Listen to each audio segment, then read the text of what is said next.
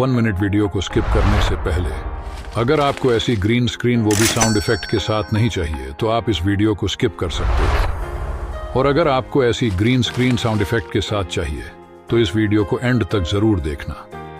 आज है 100 day pro editing tip का डे 4, तो चलिए वीडियो को स्टार्ट करते हैं और बताते हैं आप ऐसी ग्रीन स्क्रीन कैसे डाउनलोड कर सकते हो। तो चलिए वीडियो को स्टार्ट करते हैं।